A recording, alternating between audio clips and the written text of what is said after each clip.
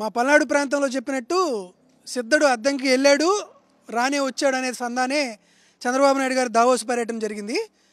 ఈ పక్కన రాష్ట్ర ముఖ్యమంత్రి అయినటువంటి రేవంత్ రెడ్డి గారు సుమారుగా 1,50,000 కోట్ల రూపాయల పెట్టుబడులు తీసుకొచ్చారు.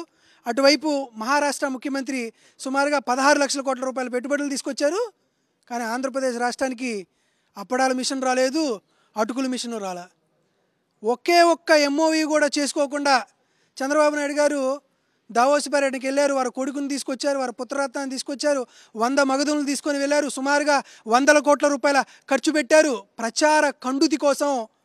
వారికి సంబంధించినటువంటి ఎల్లో మీడియా ఛానల్స్ వాళ్ళు ఆయన చేసేటువంటి కష్టాన్ని, ఆయన చనిలో చంద్రబాబు నాయుడు గారు వణికిన వణుకుని చూసి ఆంధ్రప్రదేశ్ రాష్ట్రంలో ఉన్నటువంటి ఐఏఎస్ ఐపీఎస్ ఆఫీసర్లందరూ కన్నీటి ధారగా కారిస్తే ఆ ధారల ప్రవాహం స్విట్జర్లాండ్లో ఉన్నటువంటి మంచు పర్వతం మొత్తం కదిలిపోయింది, కరిగిపోయింది అనేటువంటి చందాన ప్రచారం చేశారు. కానీ పైసా పెట్టుబడులు రాలా, ఒక్క ఎంఓయూ కుదరలేదు.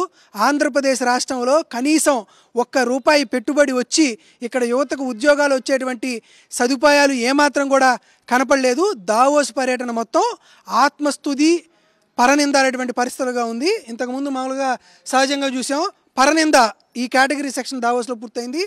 తరువాత స్వీయ నింద అది కూడా అయిపోయింది. ఈ తర్వాత పరస్పర నింద ఆరోపణలు చేసుకోవడానికి పవన్ కళ్యాణ్ గారు, అదేవిధంగా చంద్రబాబు నాయుడు గారు, లోకేష్ గారు వీరందరూ కలిసి ఇటువంటి కార్యక్రమాలకు పూనుకున్నారు. కానీ దావోస్ పర్యటన అనేది ఒక అట్టర్ ఫ్లాప్ సినిమాగా మనం చెప్పుకోవచ్చు.